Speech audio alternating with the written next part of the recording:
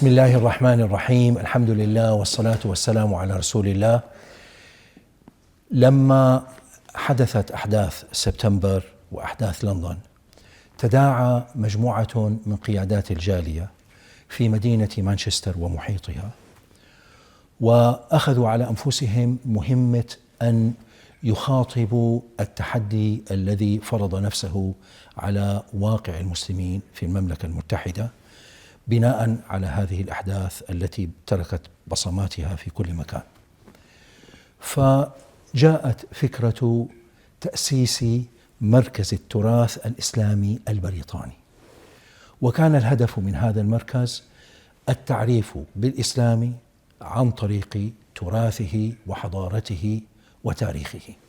The venue itself, going back in the 18th century, was basically a Christian-owned college-style type of thing, like a bit like Oxford, where they had religious teachings taking place. And then recently it was taken over by one of the unions, the General Union. And then after the General Union couldn't really look after us, they wanted to look after it. It was costing too much. It went on for sale and the trustees bought it about 15 years ago. Absolutely. Now that we've got a beautiful building like this, so the future plan is to keep raising funds to deliver the programs that we want to deliver and the activities we want to do. Our aspirations is to have a new build at the back, in the sense on it, and other trustees will talk to you more about that.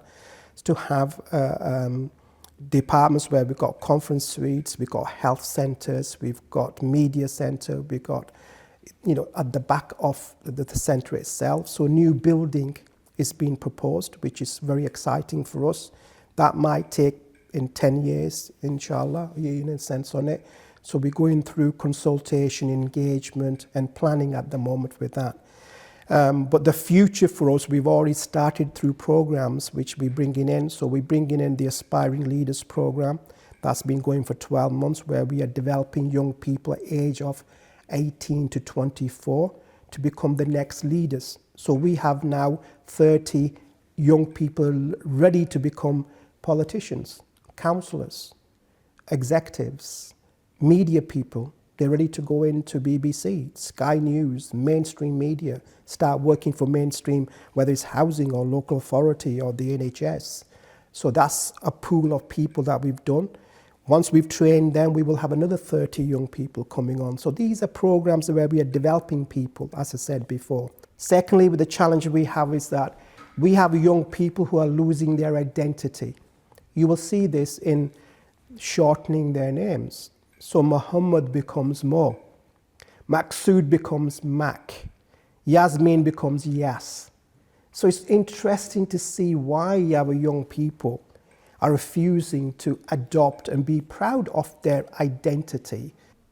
As part of our health and social care, in December 2019, a women's health and well-being network was set up. And this is, again, we know for Muslim women, unfortunately, again, there is plenty of health inequality.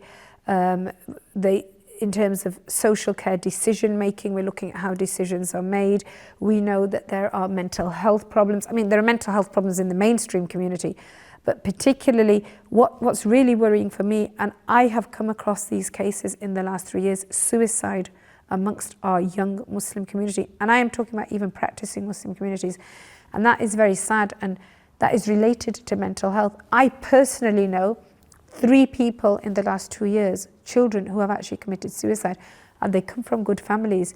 And before I used to think, that's something that could never affect us, and that's something that only people that don't have any support networks or they don't have good families, not at all, not at all. And I think that is that is a stereotype actually. And what I'm seeing is, in schools, I work in a school, you have CAMS, the mental health support is overloaded with local authorities. They can't even manage. So we need to think about these kind of things. Mental health, depression, anxiety, particularly amongst women, that can lead to infant mortality. So we know amongst women, that babies can be miscarried or even born with illnesses and poor diet during pregnancy. Recently I chaired a maternity seminar that we had, and that was looking at how it was various health professionals across various boroughs, and we were looking at improving the chances of Muslim communities, Muslim women, in terms of not having children that are born with issues or infant mortality. نحن نحمد الله عز وجل أن مكننا في هذا المركز، مركز التراث الإسلامي البريطاني، من أننا نخدم الجالية المسلمة في الأنشطة التي ذكرتها، وبشكل موازن نقدم رسالة الإسلام عن طريق تراثه وحضارته وتاريخه لغير المسلمين للتعريف بالإسلام والتعريف بالجالية. نحن طموحنا كبير بأن نوسع النشاطات، مثلا أن نقوم بتدريب الأئمة في المساجد المحيطة وفي بقية المساجد، نرتب لهم كورسات يعني تمكينهم من لغة الخطاب ومن الوصول إلى أكبر عدد من شرائح المجتمع. نطمح كذلك بالوصول إلى طلبة الجامعات وطلبة الكليات، وأن نرتب لهم زيارات مستمرة. نأمل بأن يكون عندنا partnerships، علاقات شراكة مع الجامعات المحيطة. في عندنا طبعا قسم الطباعة والنشر، عندنا عدة كتب، كتاب يتعلق بالخلافة العثمانية، كتاب يتعلق بالإسلام، تعريف مركز وغير طويل عن دين الإسلام والأسئلة الأساسية التي تخطر ببال غير المسلم، هناك إجابات عليها وافية كافية. عندنا طبعا محطة راديو، The Radio of the British Muslim Heritage Center. هذا الراديو يبثه على مدار الساعة، يقدم محاضرات وسيمينارات وبرامج انترتينمنت، وكذلك أناشيد، وهنالك عندنا برنامج رائد ترتيب قادة المستقبل. Look, I am second generation. I was born in Manchester. My father came here in 1955 from Pakistan. He was a doctor. He came to study. That generation, my father's generation, they were building mosques, they were getting halal meat for the community. They were establishing the grassroots of needs of a community. I'm the second generation. Our needs have changed. So we need facilities. We need to develop, myself included. We need development. We need to become leaders. We need the skills. We need the right kind of education, Islamic education. So I think we realize, unfortunately, we know we've got a disproportionate number of Muslims in prison according to the non-Muslim population. Why? So what is going on? We know that Muslim households in terms of poverty are, I think, is it 50% or more suffer from poverty.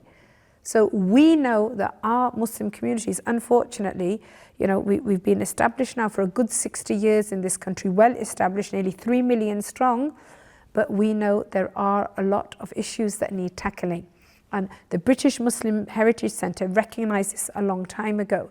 And the idea was we need a centre where we can develop the community, work with the wider community for the betterment of the Muslim community and the non-Muslim community, so we can work hand in hand, inshallah, and for the betterment of British society, because we are British and we are here to stay, and this is our country.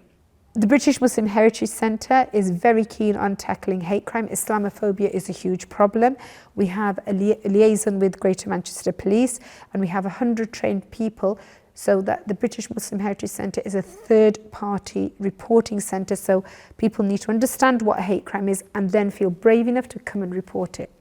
We have the best strategy of development, the Quran. The Quran is the best strategy I have ever read, and I have read so many strategies. Quran is the best strategy. It's done by Allah. It's faultless. It tells us, follow the Quran and you will see the progress. The challenge we have is that we don't have the implementers of the Quran. because every strategy needs the implementers.